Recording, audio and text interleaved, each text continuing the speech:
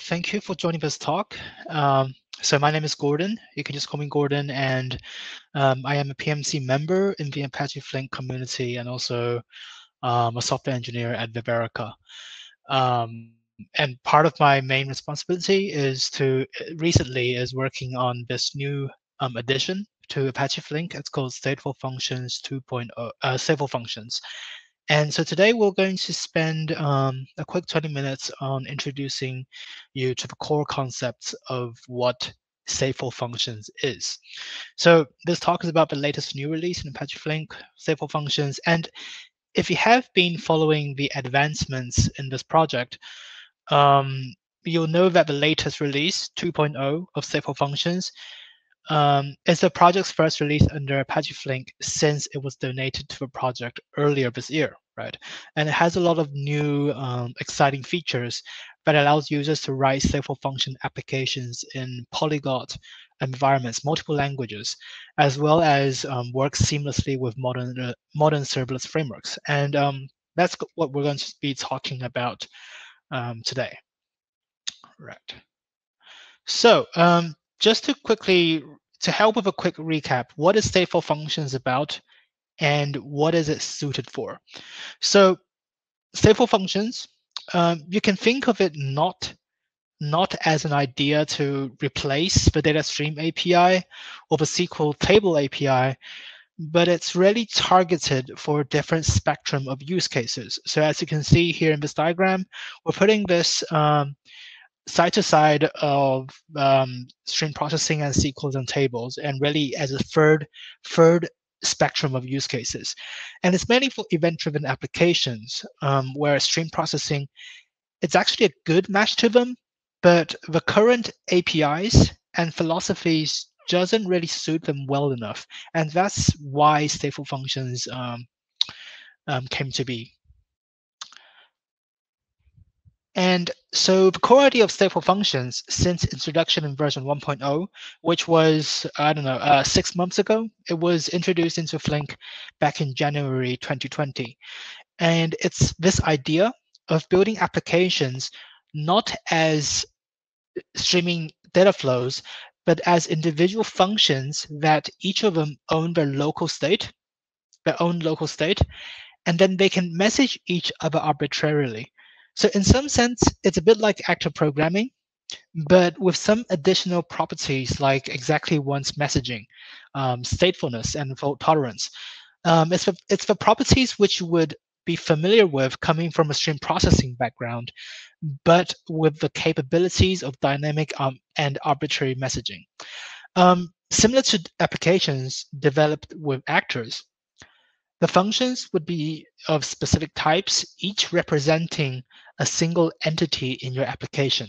So let's take, for example, a Hello World application in these distributed systems, like a shopping cart application. You would maybe have a user card function type, and each instance of this function will store state for a single user's cart in your application. And then, for example, another inventory function type with each instance of the entry function storing state of a specific inventory. For example, how many of this specific inventory do we have left and how many have we sold? Those kind of state. And how messaging between these two different function types, the user card and the inventory, you can think of it like when, let's say, a front-end application and the user clicks an item and then puts it into their user card, this will send to a message to your stateful function application, to your user card function. And this user card function for that specific user, let's say user Kim, it would send a request to a specific inventory function instance. And that inventory function instance, depending on its state, which is, let's say, I have 2 left and you required 1. Okay, so then your request is available. Then this function instance, the inventory function, would reply to the user function, I have reserved this item for you, for example. So it's very dynamic messaging, arbitrary messaging between function instances, much like in active programming. But there's still some differences which we would cover a bit later between active programming and stateful functions.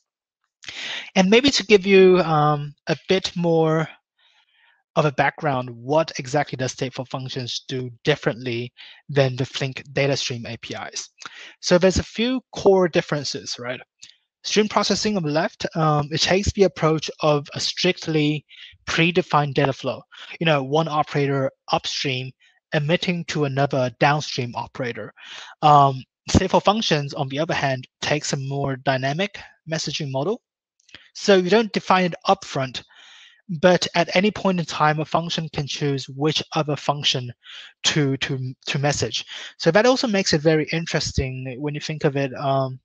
It makes it very dynamically extensible, where you can just add new functions and let it message other existing functions without having to rethink the messaging of the application and the whole wiring otherwise. And of course, with a dynamic messaging capability, as opposed to stream processing, where you need a strictly predefined flow of a directed acyclic graph, because functions can message each other, the graph that you build up instead of functions, it can either be acyclic or cyclic. Okay, and the other major difference, the third one here that we have is, so stream processing, the data stream API in Flink specifically, it thinks in terms of fixed and reserved resources. How each parallel subtask, for example, a map operator or a flap map function, it takes up a reserved slot in the task managers, right? But stateful functions doesn't assume that. It takes a much more dynamic resource philosophy, where an instance of a function is essentially virtual. And the virtual function instance, it only gets loaded into memory when that specific function instance is actually invoked. So what I mean by an instance of a function here. So for example, back to the shopping cart application. For example, if you have a user function, each instance of the function corresponds to a single user, right? And with function instances being virtual and not taking up resources when they're not invoked, you essentially can have infinite amount of users in your application, and these users instances that are shared and be multiplexed on a fixed pool of resources that you provide to this application. So infinite amount of function instances. It seems as if the function instances are always there and already created. You don't need to specifically instantiate it. You just send a message to it, and then it's there. So those were the properties of stateful functions 1.0, but a major change came in 2.0. We'll discuss that. So the properties that came with 1.0, those were interesting properties, and they brought things to the table that weren't previously possible in Flink or in stream processing in general. But to fully unfold the potential of what we really wanted to have to add to the system, two of the things that we wanted to add were this. So firstly, on the left, we really wanted to build this stateful function system as a polyglot system and support many languages. And this is obvious, right? As a framework targeted for application developers and not strictly to the data engineering audience, this should be obvious because as popular languages in the application development space goes beyond Java or Scala. And the second thing, which was the most prominent one, what we wanted is that the applications built with stateful functions needs to be more operable. It needs to feel natural to application developers.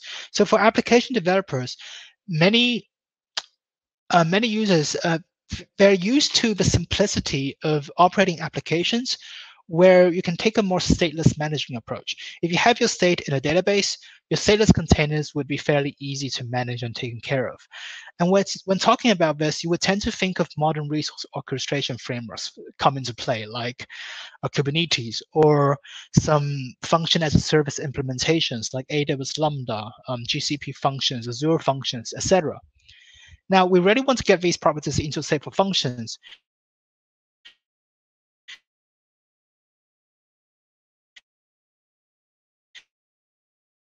And in the end, what is really needed by going through this slide here. So about stream processes and databases. Let's talk a bit about stream process and databases. We will not be the first one to be talking about this. This is you can think of is quite general knowledge that a lot of others have also talked about as well. So in a typical application setup where you put your state of your applications into the database so that you can make operating the applications easier, the applications tier, the compute tier itself is basically stateless. All the state is in the databases. Now what happens here, let's say your whole application is built up of several microservices free in this diagram. Now let's say on the left here, this application is invoked, and it needs to access and then update its state in a specific database which stores the state. Okay, and if you think of microservices invoking each other as a data flow, let's say this first application invokes another application, another service in your whole application, and this application also updates, accesses its own state in its own local database. Okay. Now, a very fundamental issue that comes into play here is that for any failure in any call between these functions, it becomes hard to reason about what effects did or did not already happen. You either have to, for example, figure out, should I retry this request? Or you have to have some aspect of idempotency in your state updates for your these cross-tier state updates, right? It's hard to reason about, and this is a well-known thing that distributed applications tend to need to figure out. But at the same time, if we come from a stream processing background, we would know that this problem is sort of already solved.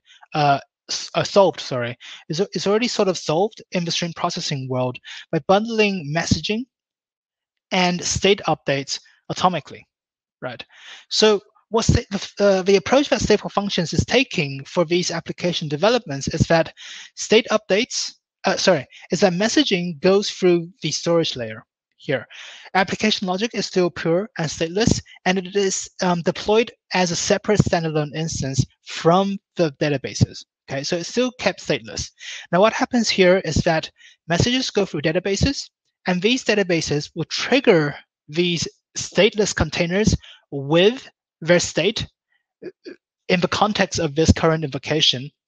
And then these applications, they would compute on this input message, and then they will return. And in this return, it would bundle information such as what state to update and what other services I want to message. Now, all of this is routed through the storage layer, and this storage layer would message other storage layers, and the following storage layers would partitions would then also invoke other services with the outgoing messages. So it's really moving messaging from the compute layer to the database layer, and letting the database layer handle messaging and also state updates and fault tolerance and concurrency.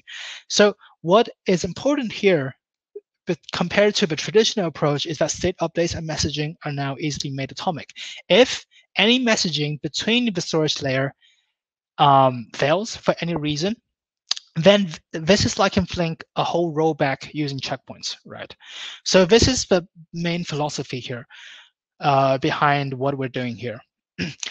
So compute and state separation, to abstract this a bit more.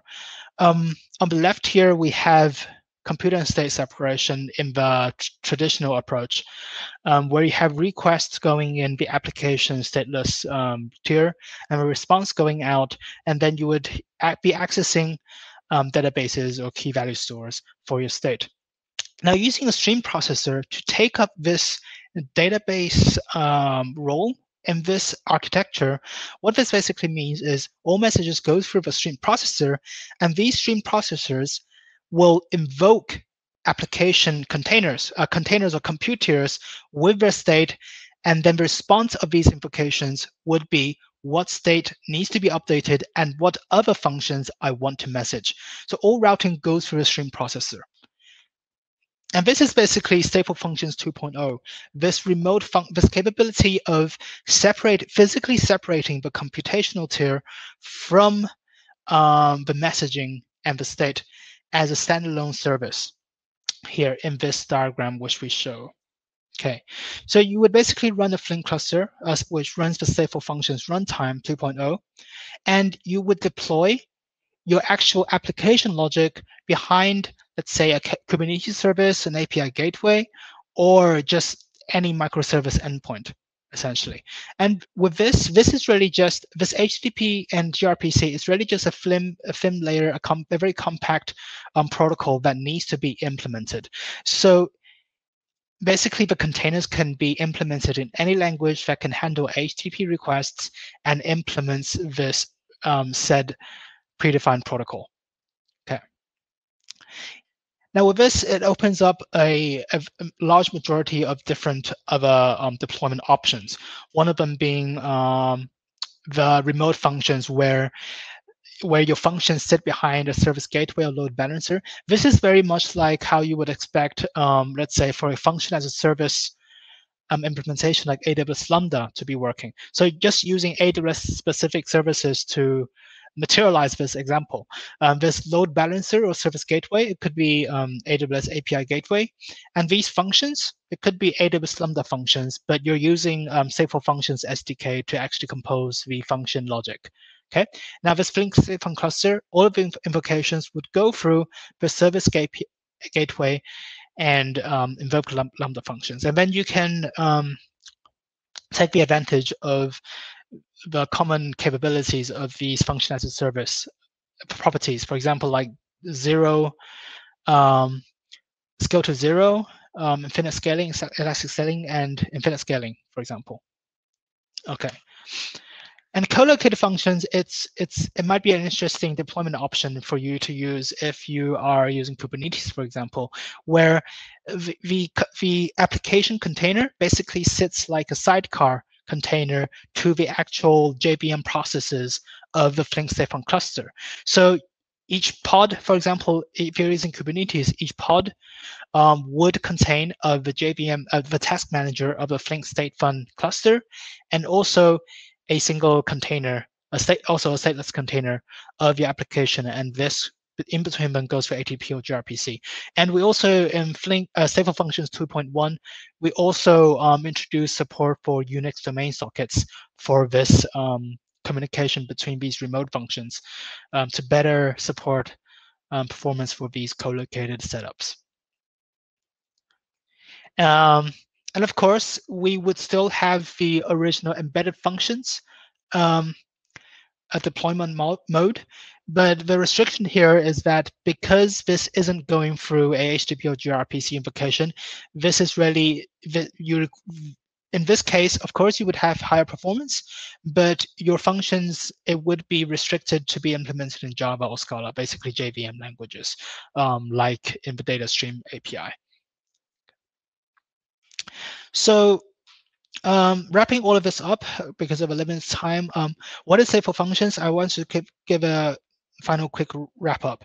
So it is basically simply put, stateful functions is an API or framework on top of Apache Flink that users would develop their applications by implementing several services, or what we call functions, which are basically small pieces of code or logic that represents entities in an application.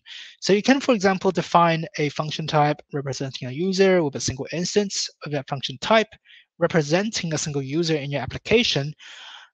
And the function's instances are invocable through messages. They don't consume resources while inactive, or simply when they're not invoked. What that means is that the runtime can run infinite amount of function instances within a fixed finite set of resources. Another really cool thing that came along with the new stateful functions 2.0 release is that these functions can be implemented in any language that supports HTTP or gRPC protocols. And next of all is dynamic messaging with consistent state. So what this means is that you don't need to predefine, so dynamic messaging with consistent state. And so what this means is that you don't need to predefine data flows as DAGs, right? And the important aspect of a messaging is that functions message message each other just using local message an attribute. All a function needs to know in order to invoke other functions is the type of function and an ID of a function instance it wants to evoke. For example, the type of function is user, and the ID of a function instance is Kim. Now, all of this can be done with exactly one semantics. So function instances that keep a local state, while the runtime makes sure that messaging and state updates are integrated so that users can have out-of-the-box efficient consistency across event inputs to the application state, and outputs delivered from the application, right? Like how you would expect with a exactly one's end-to-end stream data pipeline in the data stream API. And so if you are familiar with Flink, which I think the majority of the audience should be, knowing that stateful function applications run on top of Flink, you probably would have already guessed it that the strong consistency semantic provided by stateful functions is realized based on Flink's distributed state snapshotting model. So the runtime takes periodic consistent snapshots of all function instances state, as well as their corresponding positions in the input ingresses and ongoing transactions state of egresses. And those snapshots form a consistent distributed snapshot that is persisted into mass storage periodically, like AWS S3 or HDFS, etc. And for people not familiar with Flink, what this basically means is that function state consistency and fault tolerance is not handled by a database, but instead a stream processor. And all you need is just blob storage to store the periodic state snapshots. And the final thing, which we just talked about, is how distributed stateful applications implement the stateful functions that can seamlessly take advantage of modern serverless platforms like AWS Lambda or Kubernetes deployments, giving you the operational management benefits of these platforms like rapid scalability, scale to zero, and zero downtime upgrades. This is all possible due to the runtime design choices in Stateful Functions 2.0. As you can see here in this diagram, a Stateful Functions application uses a Flink cluster for message routing and state management, while allowing the actual functions containing application logic to be deployed in a separate compute tier. So what that gives us is that the runtime keeps a logical co-location of compute and stateful consistency, but at the same time, physically separated deployments of the state tier, being the Flink state fund cluster in this diagram, and a compute tier, which is essentially stateless, because all state access and updates are integrated as part of the function invocation, requests, and responses. Okay, and so I want to also end. This was a quick introductory talk.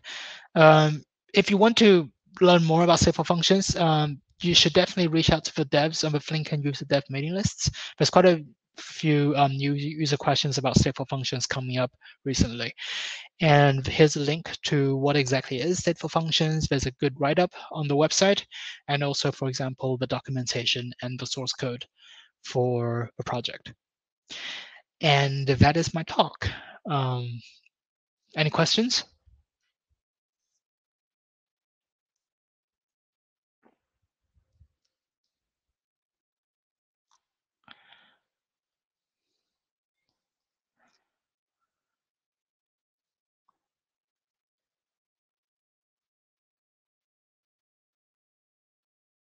Oh, can I show some code examples?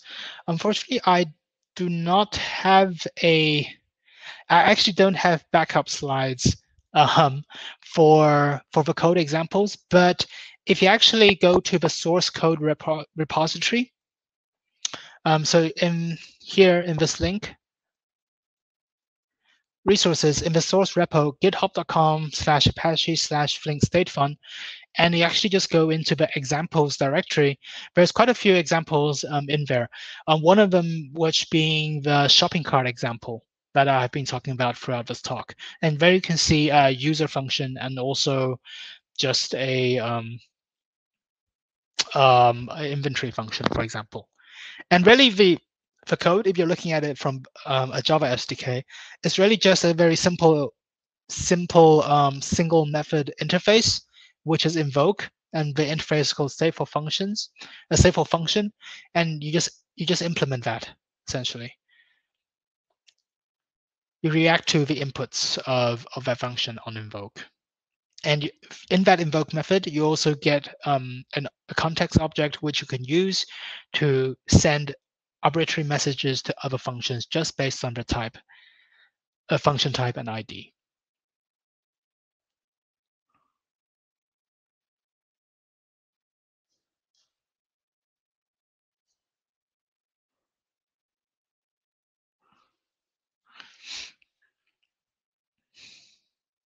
Anna just posted the link to the GitHub repository. Thank you, Anna.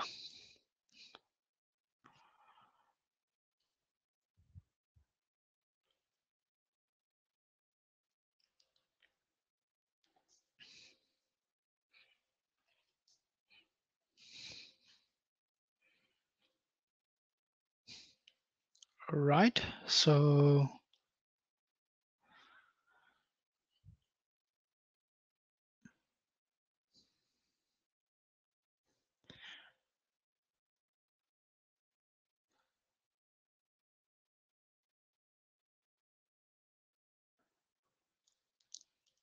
if there are no other questions, I think that would be it for my talk, but feel free to reach out to me either by private email or on the dev and user mailing list as well if you think of other questions.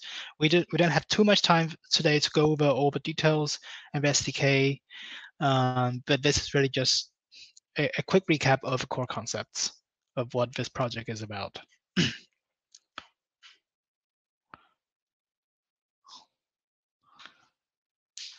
Is Johnny here?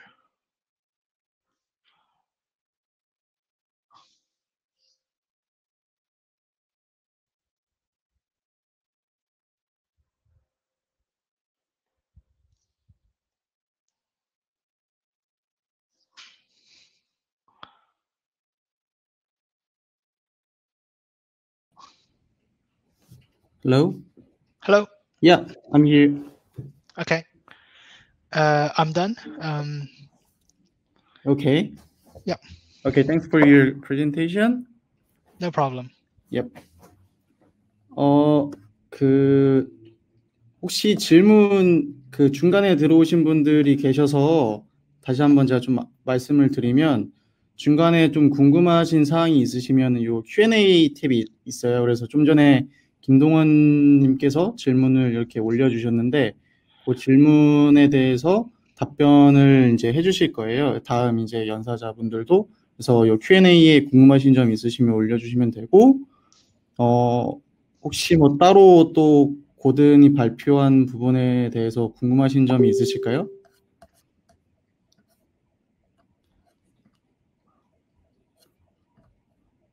네, 있으시지 않은 걸로 알고, 네, 그러면은 다음 진행하면 될 것 같아요. 그래서 다음은 요새 컨테이너 쪽 오케스트레이션 쿠버네티스에 대해서 관심이 많으신 분들이 계신데 쿠버네티스 관련된 이제 플링크에서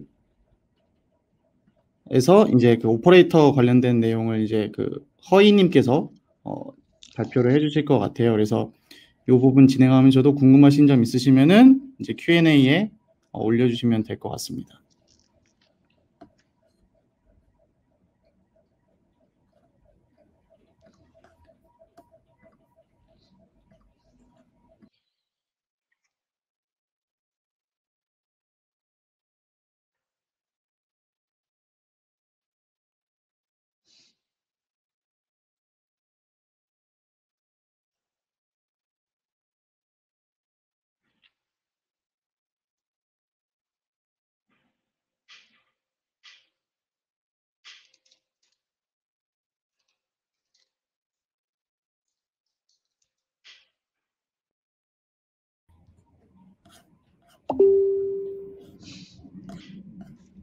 허인님 계시나요?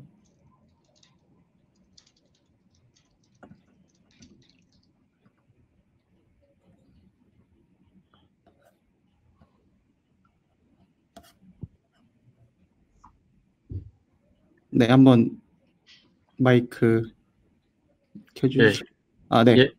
네. 예. 예, 목소리 들리나요? 네네. 잘 들립니다. 아, 예. 예. 화면 공유를 통해서 진행하겠습니다. Okay, Gordon, thank you for your presentation. So we move on next for Howie. Okay, Okay, sure. Thank you.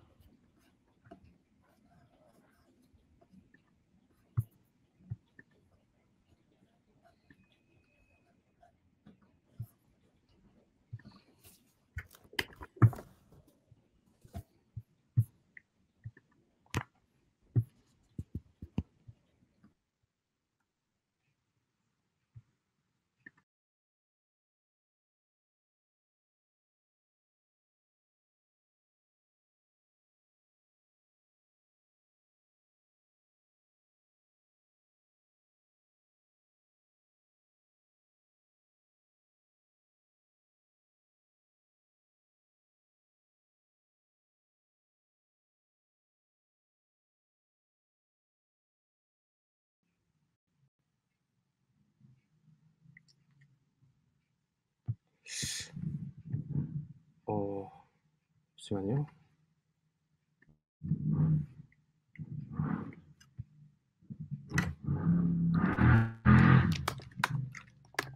네, 조금 시간이 걸릴 것 같아가지고 저희가 지난번에 그러니까 지난번에는 오프라인으로 밀업을 진행을 했었잖아요. 그래서 그때 이제 플링크 쪽에 이제 커뮤니티를 운영하는 다른 이제 그 분들이 계시는데, 그러니까 독일에. 그래서 그분들이 저희 쪽으로 계속 이제 3번밖에 안 냈긴 했지만 이제 밀업을 계속 해줘가지고 고맙다고 이제 그 스티커랑 책을 보내줬어요. 그래서 원래는 오프라인 미드업 때 이제 좀 드리려고 계획을 하고 있었는데 마침 코로나가 터져서 아직 가지고 있거든요. 그래서 김동원님께서 가지고 계신데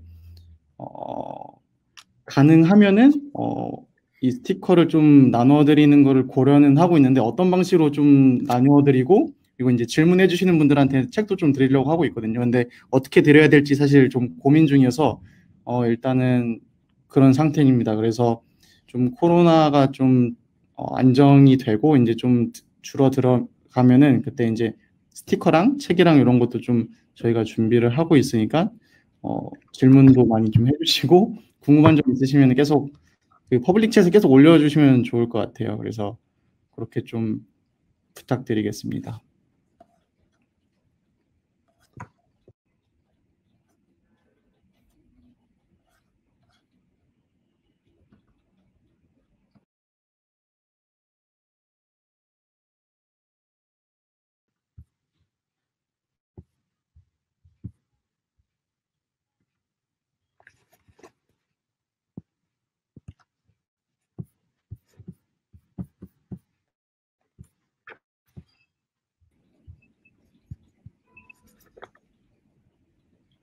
네, 화면 공유 기능이 잘 안 돼서 슬라이드로 진행해야 될 것 같습니다. 아, 네. 잠시만요.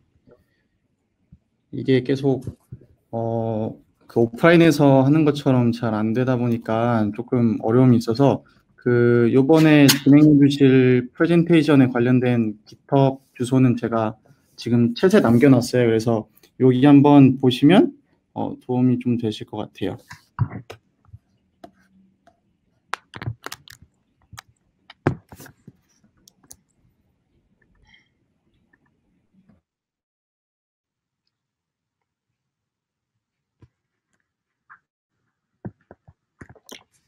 네. 그러면 발표를 진행하겠습니다. 안녕하세요. 저는 SK텔레콤의 허우이라고 합니다. 제 발표에서는 플링크를 쿠버네티스 위에서 운영하는 시도를 많이 하실 텐데요. 저는 여러 가지 방법 중에서 쿠버네티스 오퍼레이터 방식에 대해서 소개를 드리려고 합니다. 오늘 발표의 개요를 먼저 말씀드리겠습니다. 먼저 발표 내용에 대한 이해를 돕기 위해서 쿠버네티스의 주요 개념과 아키텍처에 대해서 설명드리겠습니다. 다음으로 플링크 오퍼레이터의 기능과 작동 방식에 대해서 설명드리겠습니다. 그리고 저희 회사에서 플링크 오퍼레이터를 이용하는 유스 케이스를 소개해 드리겠습니다. 마지막으로 앞으로 좀 더 해야 될 일들에 대해서 간단히 소개해 드리겠습니다. 쿠버네티스에 대해서 쿠버네티스 홈페이지에서는 이렇게 소개하고 있습니다. 쿠버네티스는 컨테이너화된 작업이나 서비스를 관리하는 플랫폼입니다. 거기에 덧붙여서 위에서 강조한 3가지 키워드를 아래와 같이 좀 더 표현할 수 있을 것 같습니다. 첫 번째로는 선언적 구성으로 컨테이너를 관리합니다. 사용해 보신 분들은 이제 잘 아시겠지만, 이제 YAML 파일과 같은 매니페스트 형식의 문서로 원하는 작업을 스펙을 문서로 기술하고 그것으로 시스템을 관리할 수가 있습니다. 두 번째로는 높은 수준의 자동화를 용이하게 해주고 있습니다. 자동화는 선언적 구성으로 서비스를 관리한다는 것에 어느 정도 암시가 되어 있는데요. 사용자가 원하는 스펙을 입력하면 쿠버네티스 컨트롤러는 그 요구사항을 만족하도록 지속적으로 시스템을 제어하게 되어 있습니다. 세 번째로는 쿠버네티스는 확장적인 플랫폼입니다. 이제 오퍼레이터 자체도 그런 확장적인 플랫폼이기 때문에 가능한 가능하게 되는데요. 쿠버네티스 아키텍처는 굉장히 모듈화가 잘 되어 있어서 거의 모든 구성 요소들을 확장할 수가 있습니다. 커스텀 API를 추가하게 되면 첫 번째, 두 번째 특징으로 소개해드렸던 그런 선언적 구성과 자동화의 이점을 얻을 수 있게 됩니다. 오늘 소개해드릴 플링크 오퍼레이터도 쿠버네티스의 API와 컨트롤러를 확장한 것으로 볼 수 있습니다.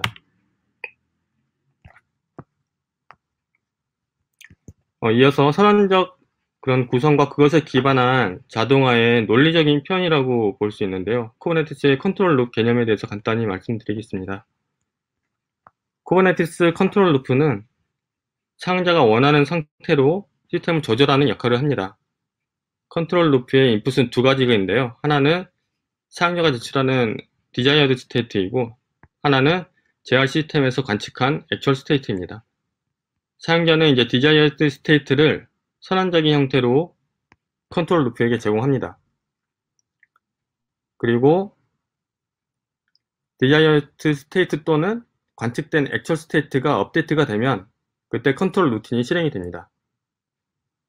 컨트롤 루틴은 2가지 상태를 비교를 하게 되고, 만약 그게 다르면 액츄얼 스테이트를 디자이어드 스테이트로 변경하려는 시도를 하게 됩니다. 다음으로는 지금까지 설명드린 개념들이 쿠버네티스 아키텍처에서 어떻게 작동하는지 구체적으로 설명을 드리겠습니다.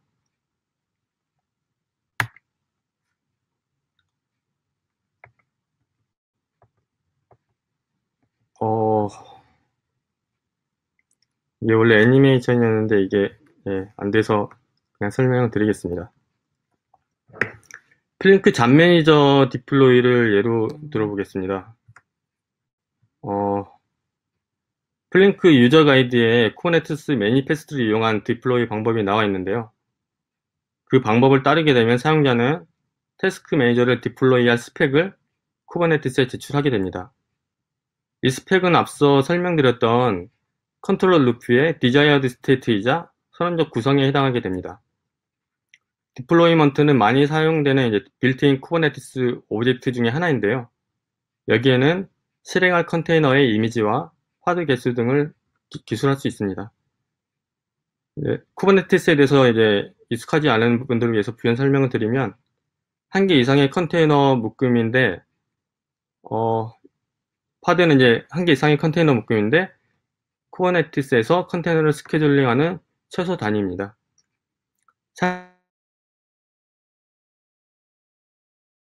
사용자가 디플로이먼트 스펙을 제출을 하게 되면 쿠버네티스 API 서버는 그것을 SD라고 하는 분산 스토어에 저장하고 자신의 캐시 서버 같은 역할을 하게 됩니다. API 서버는 컨트롤 루프를 지원하는 역할을 합니다. 쿠버네티스에는 많은 컨트롤 루프가 존재하게 되는데, 그것들이 참조할 디자이어드 스테이트와 액츄얼 스테이트는 모두 쿠버네티스 오브젝트 형태로 표현이 됩니다. API 서버는 그런 정보를 저장하고 교환하는 허브와 같은 역할을 하게 됩니다. 다음으로는 컨트롤러인데요. API 서버를 통해서 저장된 오브젝트들은 컨트롤러 내부에 컨트롤러 매니저 내부에 있는 컨트롤 루프가 다루게 됩니다. 각 오브젝트 타입을 다루는 각각의 컨트롤 루프가 존재하는데요. 잡 매니저 디플로이의 예를 보시는 것처럼 디플로이먼트 오브젝트는 디플로이먼트 컨트롤러가 다루게 되고, 그것은 리플리카 셋이라는 또 다른 오브젝트를 매개로 해서 파드 오브젝트를 생성하게 됩니다. 여기서 디플로이먼트 컨트롤러에게 디자이어드 스테이트는 디플로이먼트 오브젝트가 되는 것이고, 액츄얼 스테이트는 리플리카 셋과 파드 오브젝트가 된다고 할 수 있습니다. 쿠버네티스에서 스케줄링의 기본 단위가 되는 파드 오브젝트가 생성이 되면은 스케줄러는 그것을 어느 노드에 배치할 것인지 결정하게 되고, 그 바인딩 정보가 파드 오브젝트에 기록이 됩니다. 마지막으로 쿠버네티스 노드에서 컨테이너를 실행하는 과정입니다. 쿠블릿은 이제 쿠버네티스 노드에서 파드를 관리하는 에이전트인데요. 쿠블릿도 API 서버를 통해서 자기에게 할당된 파드 정보를 알게 됩니다. 파드 오브젝트가 디플로이먼트 컨트롤러에게는 액츄얼 스테이트인데 쿠블릿에게는 디자이어드 스테이트가 된다고 할 수 있습니다. 노드에 바인딩된 파드를 실행하기 위해서 쿠블릿은 잡 매니저 컨테이너를 실행하게 됩니다.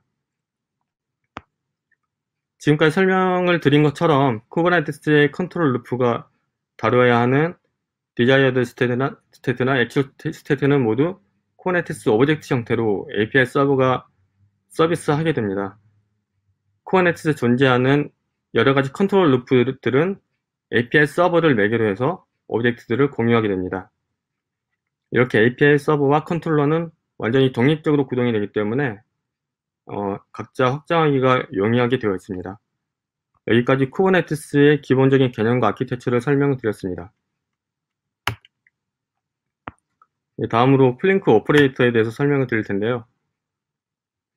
먼저 플링크 오퍼레이터 이외에 다른 두 가지 방법을 먼저 소개를 드리도록 하겠습니다. 첫 번째는 앞에서 설명을 드렸던 쿠버네티스 매니페스트를 이용해서 플링크 클러스터를 디플로이 하는 방법이었는데요.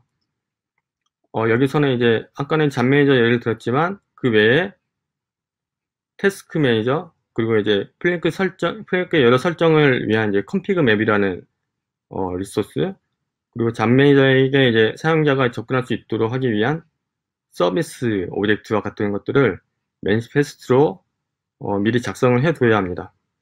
각 매니페스트들은 쿠버네티스에서 플링크 작동을 위해서 필요한 정보들이 선언적으로 기술이 되어 있습니다. 사용자는 kubectl 같은 이제 쿠버네티스 이제 CRI 프로그램이나 또는 이제 다른 이제 여러 가지 자바라든가 파이썬이라든가 이런 언어로 쿠버네티스 라이브러리를 이용해서 이런 매니페스트들을 제출을 할 수가 있습니다. 이 방법은 플링크 사용자가 쿠버네티스 API를 직접 다뤄야 하기 때문에 쿠버네티스에 대한 경험이 충분하지 않다면 사용하기가 어렵지 않은 그런 단점이 있습니다. 다음으로 플링크 네이티브 쿠버네티스 인테그레이션에 대해서 설명을 드리면 이 기능은 비교적 최근에 1.10 버전부터 실험적인 기능으로 공개가 되었는데요. 이 기능에는 몇 가지 장점이 있습니다. 첫 번째로는 플링크 CLI로 플링크 클러스터를 디플로이 할 수가 있습니다. 먼저 이제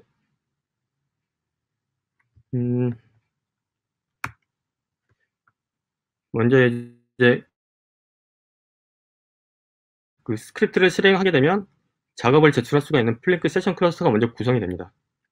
이 스크립트는 앞장에서 보여드렸던 여러가지 매니페스트들의 생성과 제출까지 모두 처리해주기 때문에 사용자가 그런 매니페스트를 작성하는 방법을 알지 않아도 되게 됩니다. 그 다음부터 사용자는 기존과 거의 동일한 방법으로 플링크 CLI를 통해서 잡을 제출할 수가 있습니다. 두 번째 장점으로는 동적 자원 할당 기능이 있는데요. 태스크 매니저를 처음부터 고정된 개수로 띄우는 것이 아니고 잡이 들어오게 되는 경우에 플랭크 잡 매니저 내부에 있는 리소스 매니저가 잡에 필요한 만큼 태스크 매니저를 디플로이 하게 되고, 따라서 자원을 훨씬 효율적으로 사용할 수 있게 됩니다. 다음으로 이제 플링크 오퍼레이터에 대해서 설명을 드리겠습니다. 여기서 설명드릴 오퍼레이터는 이제 구글 클라우드 플랫폼에서 만든 오퍼레이터인데요. 먼저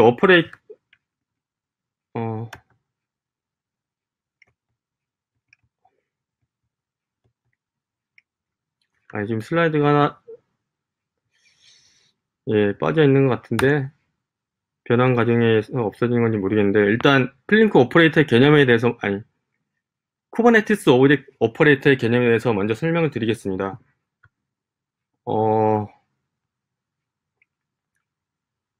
쿠버네티스가 제공하는 여러 가지 컨테이너 자동화 기능들이 있는데, 그것만으로는 이제 어플리케이션 레벨의 자동화를 구현하기는 쉽지가 않습니다.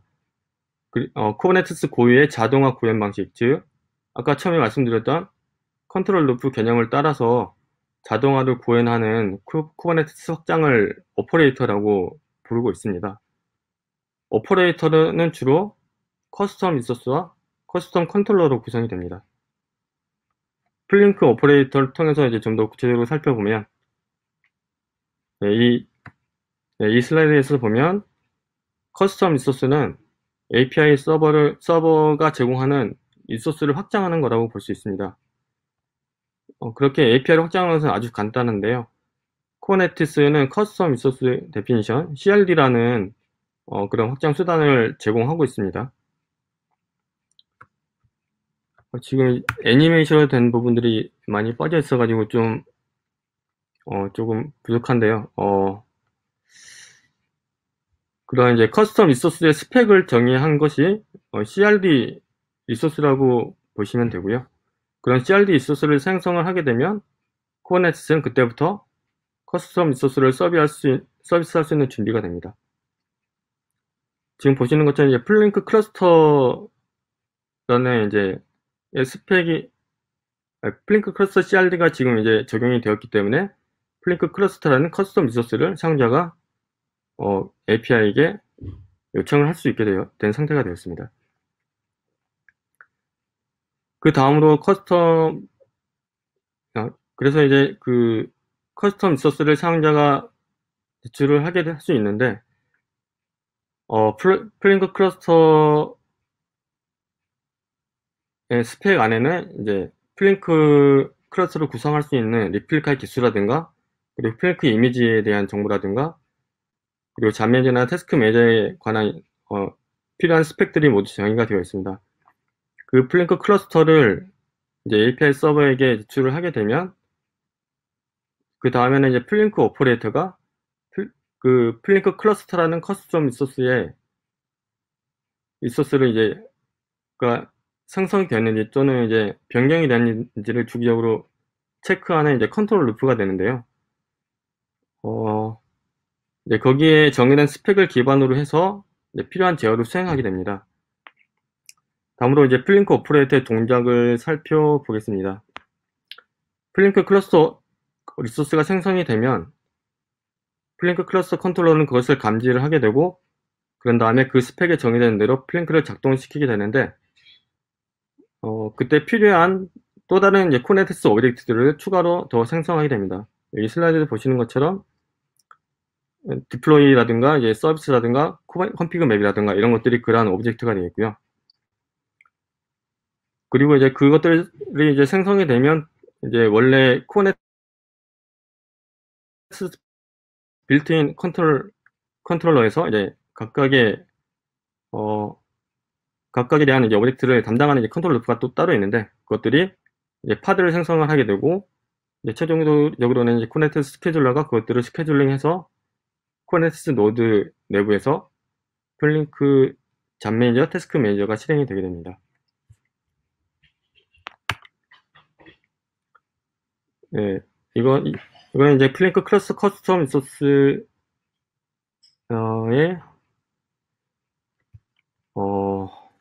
예시인데요. 잠시만요.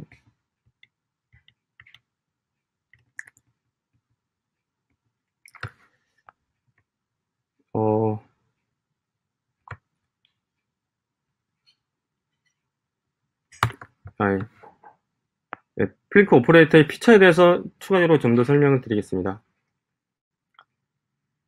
플링크 오퍼레이터는 이제 좀 전에 보셨던 것처럼 이제 플링크 클러스터를 쿠버네티스 내부에 디플로이 하는 것뿐만 아니라 추가적으로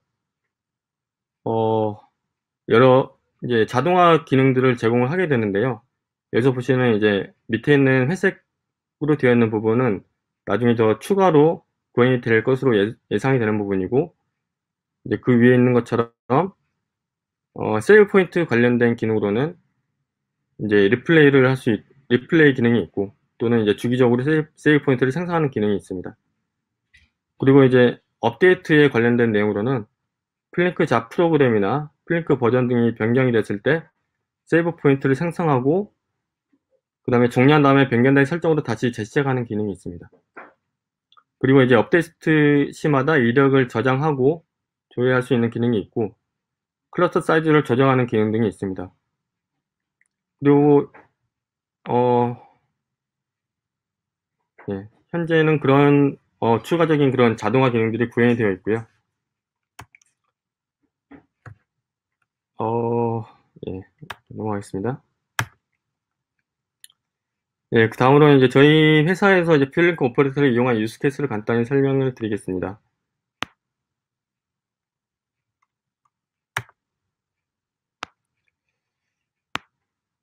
저희 회사에서는 메타트론 그랜드뷰라고 하는 제품이 있습니다. 이 제품은 설비에 부착된 센서로부터 데이터 스트림을 받아서 현재 상태를 보여주고, 그리고 유지 보수가 필요하게 될 시점을 예측을 해서 알려주는 기능을 포함하고 있습니다. 센서의 데이터들은 카프카를 통해서 플링크가 처리하게 되고, 드릴을 통해서 서비스하게 되는 그런 형태입니다. 현재는 이제 CJ 로지스틱에 적용이 되어 있는데요. 저희는 이 제품의 사스 버전인 플링크 오퍼레이터를 활용해서 스트리밍 작업들을 관리하는 형태로 사용하고 있습니다.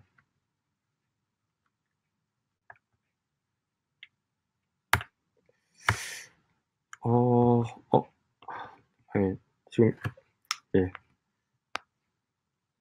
좀 슬라이드가 좀 이상한, 장표가 조금, 좀 오류가 좀 있는 것 같습니다.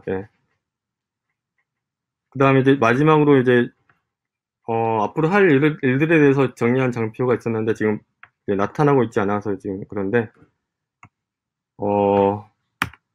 아까 설명을 드린 것처럼 앞으로 더 추가적으로 이제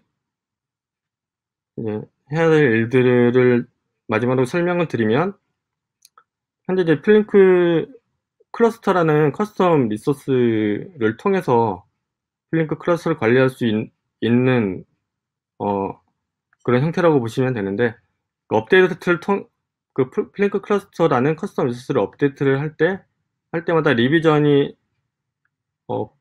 또 이제 그 쿠버네티스 내부에 저장이 되게 됩니다. 그것 정보들을 바탕으로 특정 리비전으로 롤백하는 기능들을 앞으로도 추가가 될 예정이고요. 그리고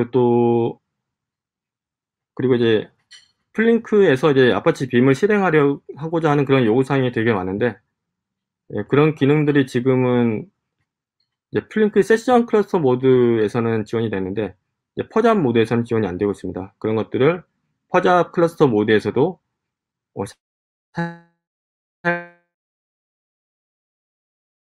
사용할 수 있도록 지원하게 될 것으로 생각하고 있고요.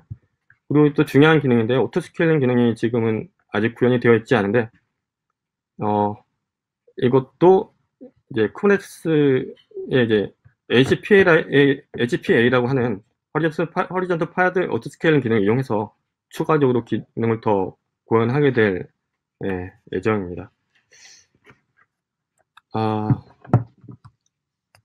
제가 준비한 발표는 이것으로 마치고요.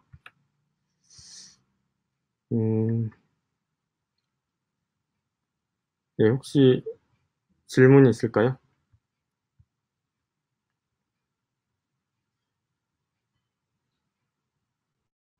그거 답변해 주시면 좋을 것 같아요.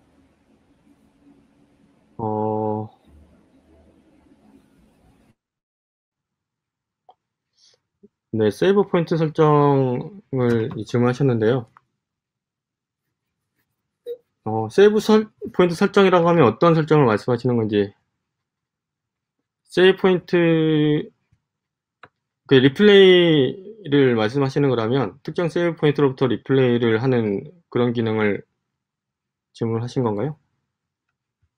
예, 그렇다고 하면 이제 플랭크 클러스터 커스텀 리소스에 관련된 그런 필드가 있습니다. 지금 슬라이드가 조금 문제가 있어가지고 제가 못 보여드렸는데요. 그 필드를 수정함으로써 특정 세이브 포인트에서 리플레이 할 수 있습니다. 예. 그리고 코드 이그젬플을 질문하셨는데,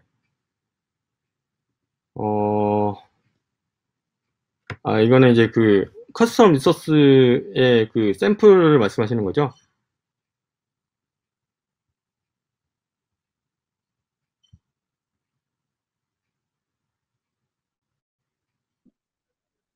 그 이전에 발표했던 고든 세션의 질문이었고요. 예. 네네. 좀 전에 답변해 주신 게 이제 그 질문에 대한 게 이제 그 세이브 포인트 관련된 게 지금 이제 올라온 질문이었습니다. 네.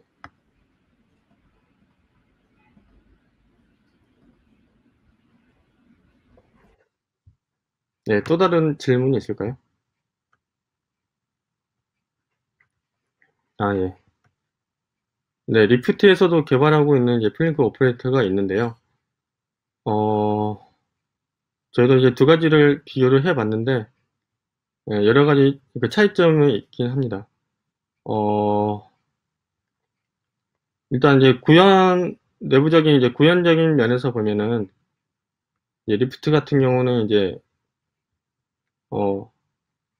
내부적으로 스테이트 머신을 이제 가지고 있습니다. 그래서 이제 저희는 이제 그 GCP에서는 이제 플링크 클러스라는 이제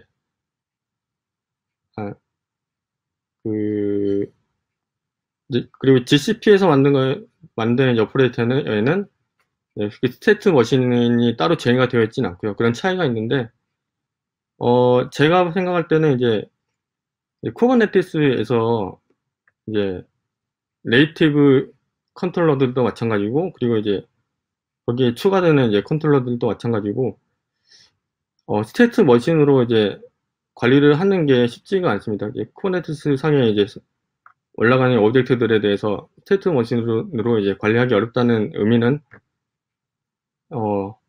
여러 가지 그 쿠버네티스 자체가 여러 가지 피해 상황들을 가정하고 있는데, 그 스테이트 머신으로 할 때 이제 그런 것들을 충분히 대응하기 어렵다고 보기 때문에 쿠버네티스 컨트롤러들도 그런 방식으로 구현이 되어 있지 않고요. 그런 것보다는 스테이트 머신보다는 이제 여러 가지 컨디션에 따라서 그 상황들을 제어하도록 그런 식으로 구현이 되어 있거든요. 내부적으로는 그런 차이점이 있고, 그리고 이제 잡 서브미션 부분에서 보시면 이제 리프트 같은 경우는 오퍼레이터 이제 내부에서 이제 그 플링크 레스트 API를 이용해서 이제 잡을 서브밋하게 되어 있고요. GCP 같은 경우는 그 오퍼레이터 내부에서 이제 하는 것이 아니라 별도의 쿠버네티스 잡 리소스를 만들어서 거기서 이제 그 내부 그 안에서 플링크 CLI를 이용해서 잡을 제출하게 되어 있습니다. 그렇기 때문에 GCP 같은 경우가 좀 더 이제 그것을 확장해서 여러 가지 상황에 대처할 수 있다고 저는 봤고요. 그리고 실제로도 이제 뭐 나중에 이제 오퍼레이터를 확장할 때도 아까 이제 아파치 빔 얘기도 나왔는데 그런 식으로 좀 더 이제 확장할 때도 그렇게 하는 것이 훨씬 더 유리하다고 보거든요. 그런 몇 가지 이유들 때문에 저는 GCP를 선택해서 사용하고 있습니다.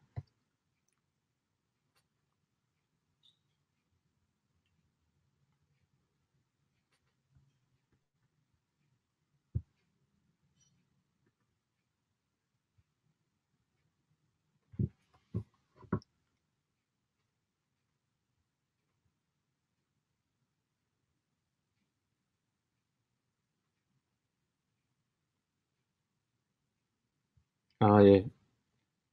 아까 이제 조금 전에 설명드렸던 그 얘기 연장선에서 플링크 클러스터에서 이제 실행할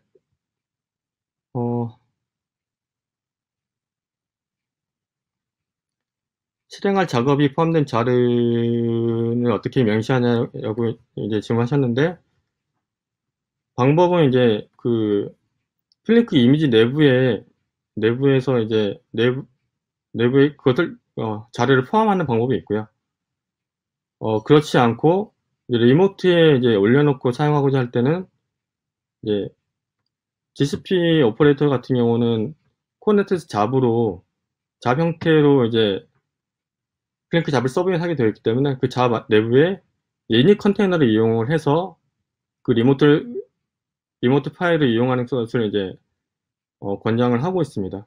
거기에 이제 유닉 컨테이너에는 예를 들면 뭐 애저 블롭의 자료가 있다고 하면 그 애저 블롭 클라이언트를 이용을 해서 그 파일을 미리 가져오도록 그 플링크 잡을 제출하기 전에 그 잡 내부 로컬에 가져오도록 설정을 할 수가 있습니다.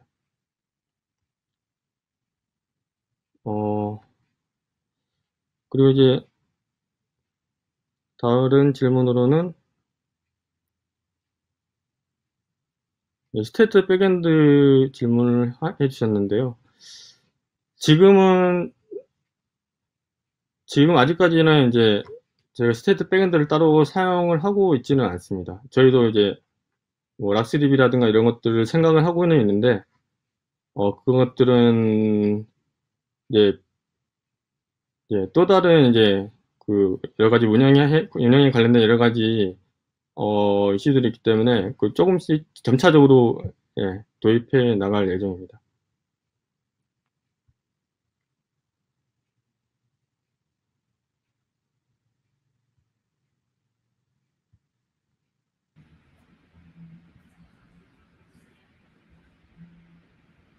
네, 그러면 질문은 여기까지 받고, 혹시 추가로 질문이 있으시면은 이따가 다 끝나고 또 올려주시면은 제가 다시 좀 연결을 해드릴게요. 네, 일단 감사합니다. 네. 네, 다음은 오재영님께서 세 번째 세션을 진행해 주실 예정이고요. 재영님은 준비해 주시면 될 것 같아요. 세션에 웹캠이랑 슬라이드 준비해 주시면 제가 준비하시는 동안 설명을 간단하게 드리겠습니다.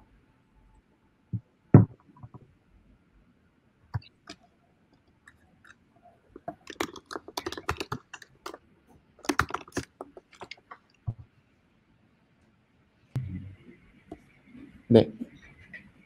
일단 세 번째 세션은 원래 플링크 포워드에서도 발표하신 걸로 알고 있는데, 그때 발표하신 내용이랑 비슷하게 데이터 드리븐 매치 마케팅 스트리밍이라는 주제로, 한국어에 대해서는 좀 이따가 다시 말씀을 해주시겠지만, 네, 이 주제로 발표를 해주실 거고요. 진행하시면서 동일하게 궁금하신 점 있으시면은 Q&A로 달아주시면 또 친절하게 답변을 해주실 예정이니, 네, 또 질문 있으시면은 다 올려주시면 좋을 것 같습니다. 네, 그러면은 발표 부탁드리도록 하겠습니다. 들리시나요? 네. 안녕하세요. 하이브 커넥트에서 프로그래머로 일하고 있는 오재혁입니다.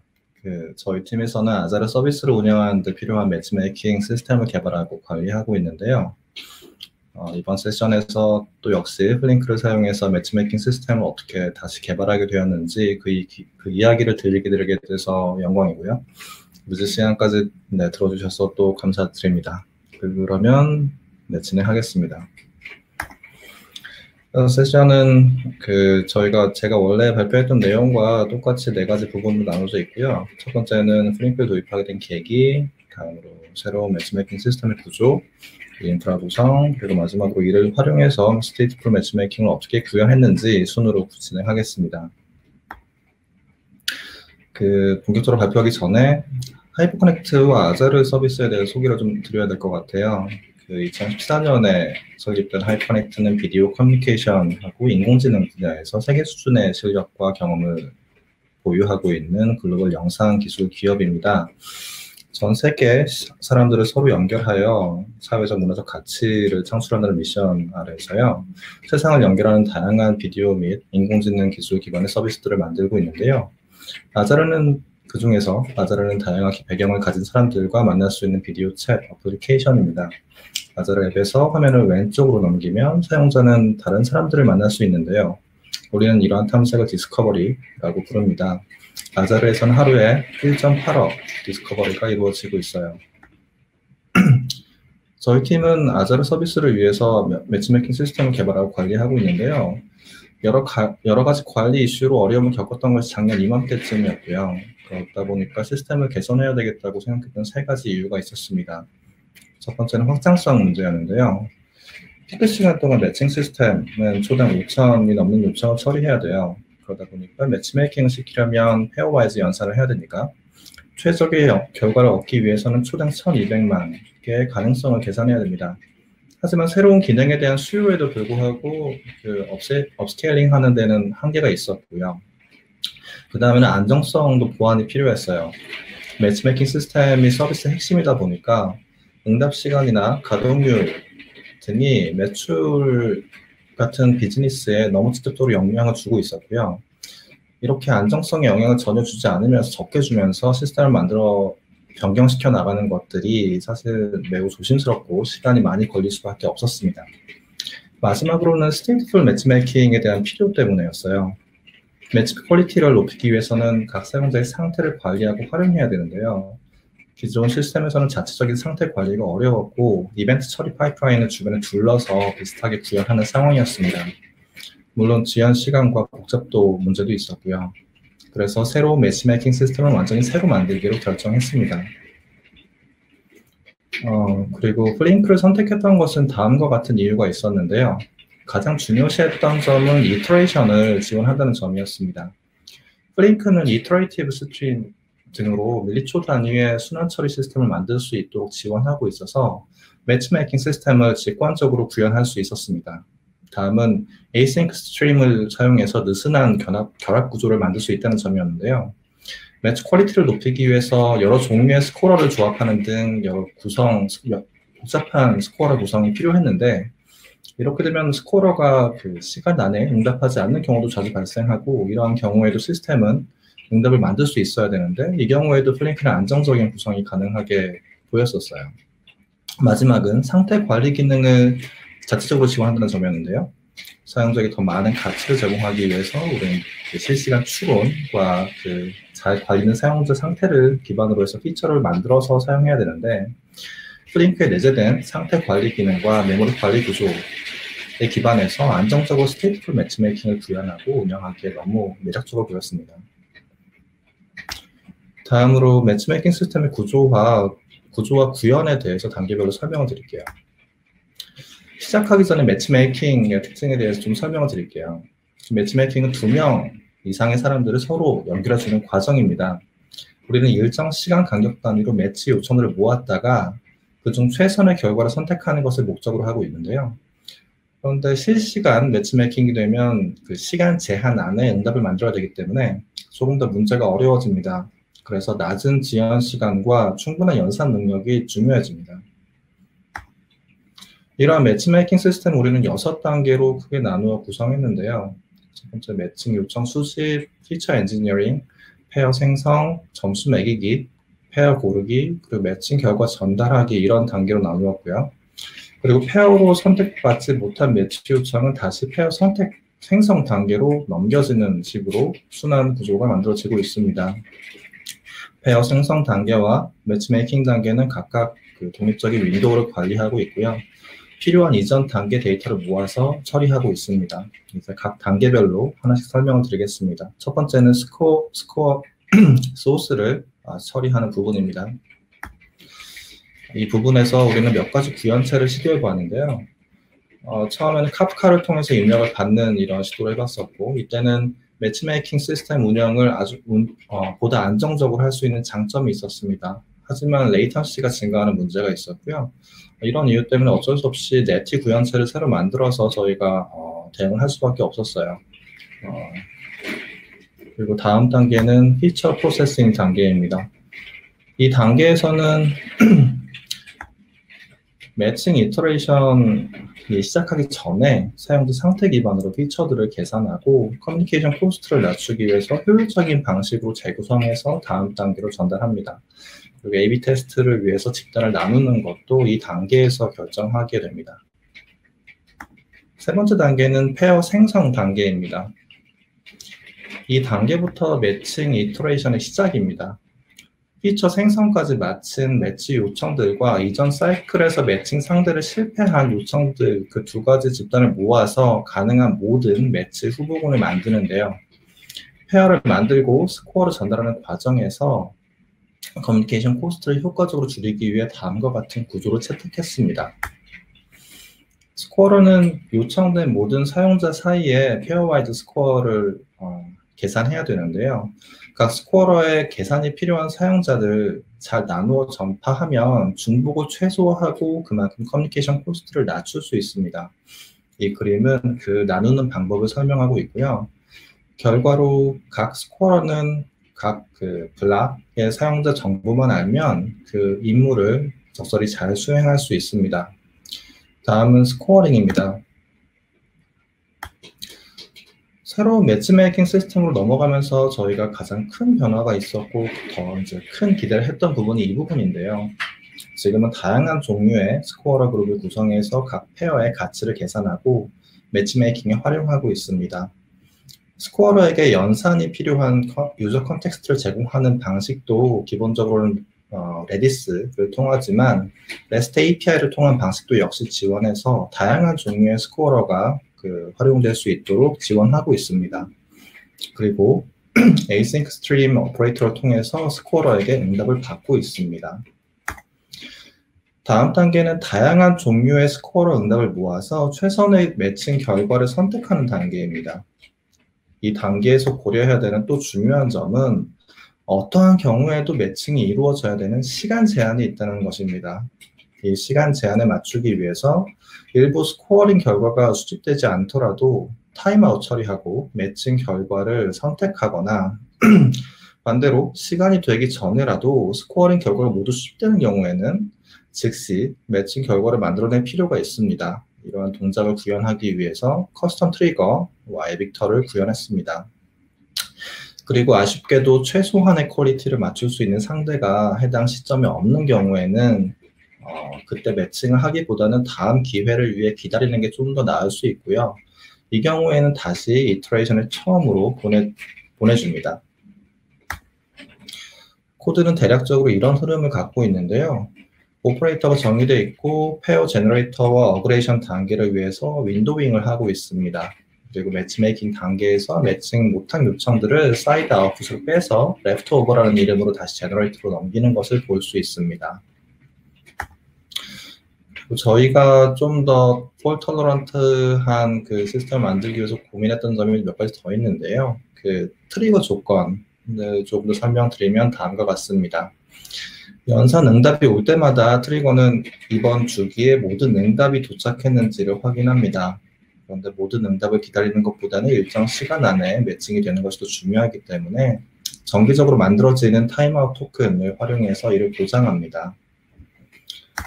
스코어러 실패 관련해서 또 역시 고민했던 부분이 하나 더 있는데요. 스코어링 결과를 어떤 이유로든 받지 못할 때 그만큼 매칭을 하지 못하는 요청들이 늘어날 수 있습니다. 이렇게 매칭이 안 되는 경우에 일단 기본적으로 레프트오버로 보내고 다음 이터레이션에서 처리하게 되는데요. 문제는 이렇게 누적되는 요청이 통제가 되지 않으면 결국에 시스템 전체의 실패로 이어지게 됩니다. 그래서 우리는 어플리케이션 레벨에서 백프레셔를 구현했는데 순간적으로 일정 수준 이상으로 요청이 들어오는 경우 스로틀링 하거나 아주 극단적인 경우에는 일부를 버리는 선택을 하고 있습니다. 마지막으로 최선의 매칭 결과들을 선택된 결과들을 다양한 싱크로 전달합니다. 피어투피어 미디어 연결을 할 수 있도록 메시지를 전달하고 양쪽에 더 나은 다음 매칭을 위해서 사용자 컨텍스트 그리고 상태를 업데이트하는 데도 활용됩니다.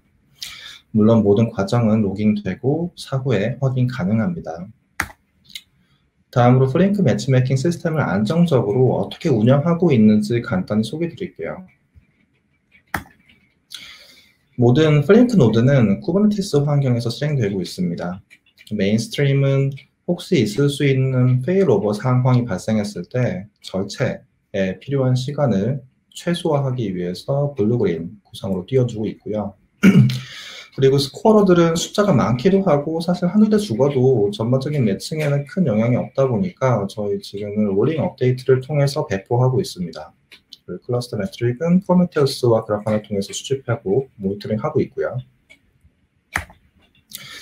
그리고 아무래도 레이턴시가 중요한 매치메이킹 시스템을 위한 어떤 그 튜닝 포인트를 소개해 드린다면 저희는 오퍼레이터 사이의 네트워크 코스트에 좀 집중해서 최적화를 했던 것 같아요. 그래서 버퍼 타임아웃을 0에 가깝게 설정해서 다음 오퍼레이터로 좀 더 빠르게 데이터가 전달되게 한다거나 오퍼레이터 사이의 패러리즘이나 슬롯 쉐어링 그룹을 잘 신경 써서 설정하는 것만으로도 효과를 많이 볼 수 있었습니다. 그리고 마지막으로 스테이트풀 매치메이킹에 대해서 말씀드릴게요. 저희는 그 리얼타임 스테이트와 인퍼런스의 조합을 스테이트풀 매치메이킹이라고 정의하고 있습니다. 이 세션에서는 새로운 매치메이킹 시스템에서 스테이트 관리를 어떻게 하고 있는지에 대한 얘기를 조금 더 하겠습니다. 새로운 매치메이킹 시스템에서는 다음과 같이 상태를 관리하고 활용하고 있습니다. 첫 단계는 데이터 소스로부터 필요한 정보 조각을 수집하는 부분인데요. 사용자 컨텍스트를 구성하는 데이터 소스는 다양한데 크게 매칭 요청과 결과로 나눌 수 있습니다. 요청에서는 사용자의 취향이나 특성을 알 수 있고 결과에서는 매칭 상대의 특성이나 그것에 따른 매칭 경험을 확인할 수 있습니다. 우리는 이러한 다양한 데이터 소스로부터 피처를 가공해서 상태 관리 파이프라인으로 전달합니다. 그리고 상태 관리 파이프라인에는 두 가지 종류가 있는데요. 동기화된 파이프라인과 비동기 파이프라인입니다. 동기화된 파이프라인은 매치메이킹 시스템과 직접 통합되어 있다는 점이 강점인데요. 이를 통해서 로우 레이턴시를 구현할 수 있었습니다. 하지만 관리하는 상태의 양 혹은 윈도우 사이즈 등이 커질수록 안정성을 유지하는 것은 쉽지 않았고요. 이를 보완하기 위해서 비동기 파이프라인도 역시 사용하고 있습니다. 그리고 이러한 사용자 컨텍스트들은 레디스를 통해서 블루그린 클러스터 사이에 공유되고 있고요. 그래서 페일오버 상황에서도 원활한 컷오버가 가능합니다. 그리고 스테이트풀 매치메이킹을 안정적으로 운영하기 위해서 메모리 관리는 아무리 강조해도 지나치지 않은 것 같습니다. Initiating Heap Occupancy % 같은 이런 옵션들을 통해서 튜닝하는 것도 어느 정도 가능한데 상태의 종류가 많아지거나 윈도우 길이가 길어질 때마다 메모리 사용량이나 가비지 컬렉션 같은 관련 지표들을 유심히 살펴야 안정적인 운영이 가능한 것 같습니다. 이렇게 저희 팀은 플랭크를 통해서 보다 안정적이고 확장성 있는 새로운 매치메이킹 시스템을 구현할 수 있었습니다. 그리고 스테이트풀 매치메이킹도 실현할 수 있었습니다. 이러한 기반에서 다양한 시도를 통해서 사용자에게 더 나은 경험을 제공할 수 있었어요. 발표는 여기까지입니다. 감사합니다. 마지막으로 제가 하는 홍보 드릴 게 있는데, 이런 좀 재밌는 경험을 같이 하실 수 있는 분들을 이렇게 또, 좀 찾고 있습니다. 혹시 관심 있으신 분들은, 이 팀 포지션에도 아니면 저에게도 좀 연락 주시면, 다시 또 상세한 내용을 또 설명드릴 수 있을 것 같습니다. 여기까지입니다.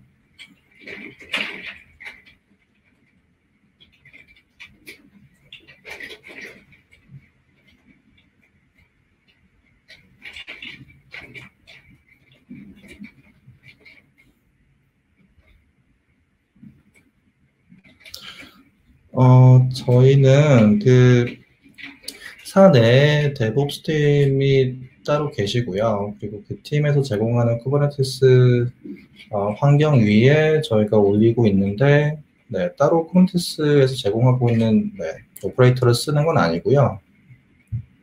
약간 예전 방식의 쿠버네티스 사용일 것 같아요. 저희가 약간 최신 버전을 쓰고 있지만, 약간 아까 소개해 주신 네이티브 인티그레이션 이런 환경에서 지금 쓰고 있는 것은 아닙니다.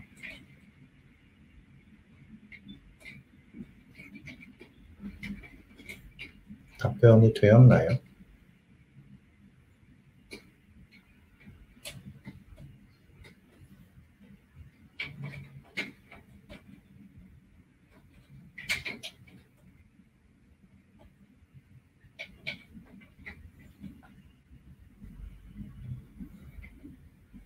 네, 맞습니다. 레디스에 통신할 때 역시 그 양도 적지 않기 때문에 그 싱크로너스하게 그 인아웃을 하다 보면은 분명 문제가 생기고요.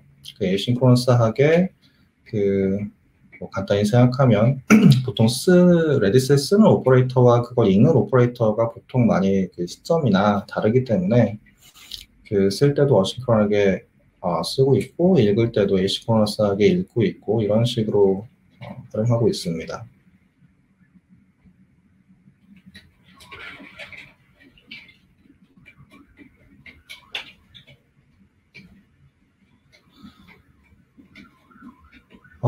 그 아까 스테이트 백엔드 관련해서 먼저 말씀드리면 아무래도 레이턴시 그 사이즈 큰 사이즈보다는 레이턴시 위주로 고민하다 보니까 여전히 아직 백엔드를 쓰고 있어요.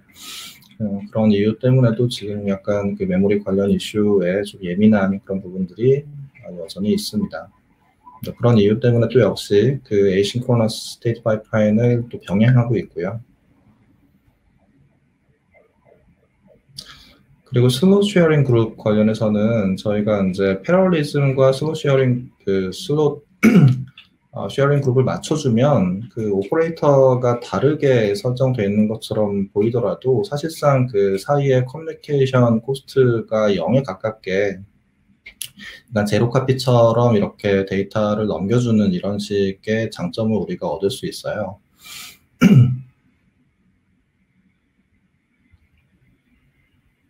네, 그래서 아까 처음 말씀드렸던 특히나 데이터 요청 받은 데이터 전처리하는 부분, 이런 부분, 그리고 그 페어 제너레이터 하는 부분, 그 전까지 과정은 대부분 같은 쉐어링 그룹으로 소속되어 있고요. 그러다 보니까 그 데이터 전달하는 코스트를 최소화할 수 있었습니다. 네, 그 옵션은 그 마지막 그 장표에 보시면 제가 그 주로 설정했던 옵션들이 소개가 되어 있고요. 네, 저런 옵션들을 활용해서 그 그림에 보이는 것과 같은 약간 뭐 당연히 그 주시가 문제가 있다면 프레셔가 있다면 스파이크가 생길 수밖에 없고요. 이제 그런 부분들을 좀 완화시키는 그런 효과를 얻을 수 있었습니다.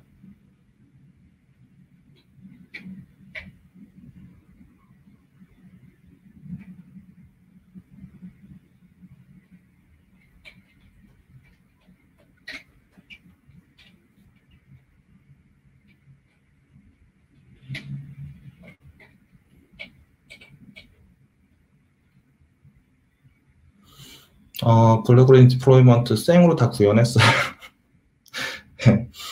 네, 그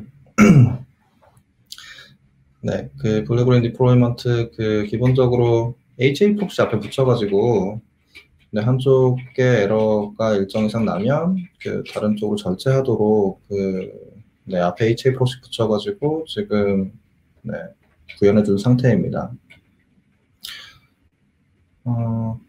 네트워크 버퍼까지 세세하게 조정한 건 아니고 아까 제가 말씀드렸던 크게 저희가 효과를 봤던 이런 레이턴시 관련 옵션들은 아까 set 버퍼 타임아웃 이 설정과 뒤에 있는 그 메모리 관련 옵션들이 좀 효과를 많이 봤던 것 같아요. 저희가 카프카 레이턴시 사실 뭐 많이 발생한 건 아닌데 저희가 갖고 있는 매치메이킹 시스템 자체의 성격상 사실 50ms, 막 100ms 이런 게 사실은 좀 저희 환경에서 좀 컸거든요. 그래서 뭐 사실 밀리세컨드 단위의 레이턴시였지만 그럼에도 불구하고 그것마저 줄이면 그만큼 또 이득이 되기 때문에 그 부분을 좀 줄이는 의사결정을 했던 것 같습니다.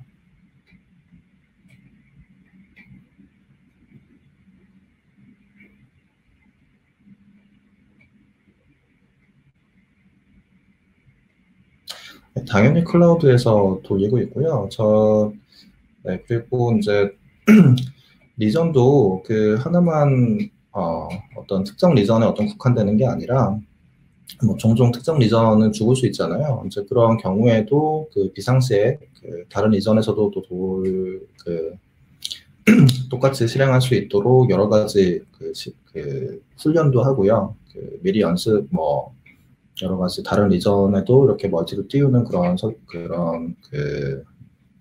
연습도 하고요. 이런 다양한 좀 대응책을 평소에 좀 하고 있습니다.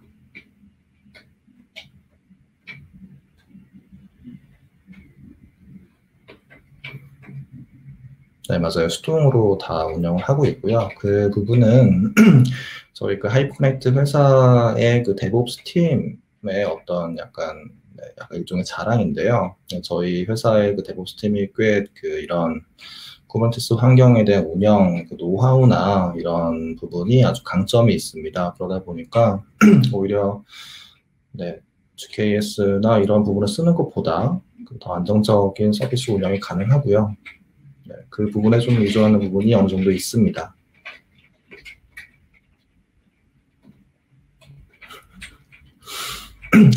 그때는 솔직히 별로 이렇게 많이 질문 안 하셨던 것 같아요. 왜냐하면 시간대가 약간 한국 시간대에 좀 더 맞췄기 때문에. 네,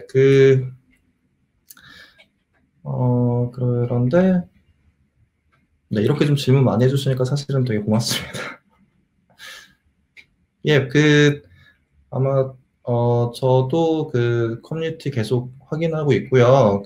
개인적으로 이 슬라이드 관련 질문 주시거나 아니면 다른 부분 관련해서 저에게 멘션이나 이렇게 연락 주셔도 아마 제가 잘 답변 드릴 수 있을 것 같습니다. 아마 이 행사 끝나고 제 페이스북 계정이나 이런 것들이 아마 올라오겠죠? 네. 그쪽으로 주시면 될 것 같아요. 네, 이메일도 여기 있습니다.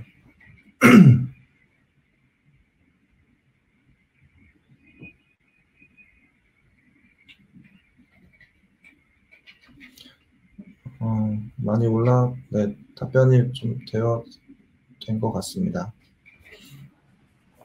네. 혹시 그러면 더 질문이 없으실까요? 다른 분들께서? 감사합니다. 네. 그러면은 네, 감사합니다. 네, 저희가 준비한 세션은 이렇게 총 다 3가지 세션이 마무리가 됐습니다. 그래서 사실 원래는 한꺼번에 이제 그 Q&A를 받을까 했었는데 어떻게 하다 보니까 한 세션 끝나고 Q&A 진행했는데 아무래도 이 버추얼 미더비 처음이다 보니까 되게 서투르고 낯설어가지고 저도 그렇고 저랑 같이 이제 요 준비 같이 하셨던 이제 김동원님 그리고 이제 김용희님도 마찬가지로 조금 어려움이 있었는데 그래도 많이 와주셔서 그리고 좋은 내용으로 발표를 해주셔서 다행인 것 같습니다. 그래서 오늘은 여기까지 저희가 준비한 세션은 모두 다 끝나서 아까 말씀해 주신 것처럼 요 발표 자료에 대해서 아마 좀 여쭤볼 것 같아요.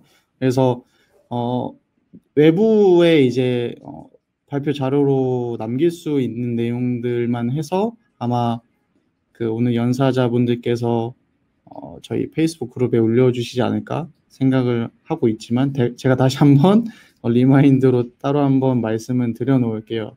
그리고 생각보다 오늘 원래는 RSVP를 생각보다 많이 해주셨는데 아무래도 버추얼이다 보니까 많이 안 와주신 것 같아요. 그래서 밀업에서는 한 43분 정도 해주셨고 그리고 이제 요 플랫폼에도 꽤 해주신 걸로 알고 있는데 많이 안 와주셔가지고 아마 영상으로 다시 보시겠죠? 네, 그렇습니다. 그래서 오늘 준비한 건 여기까지고 다음에 코로나가 좀 진정되면은 오프라인으로 뵙고 진정되지 않으면 또 온라인으로 할 수도 있을 것 같아요. 네, 요거는 다음에 또 공지를 드리도록 하겠습니다. 긴 시간 동안 들어주셔서 감사했습니다. 다음에 뵙겠습니다.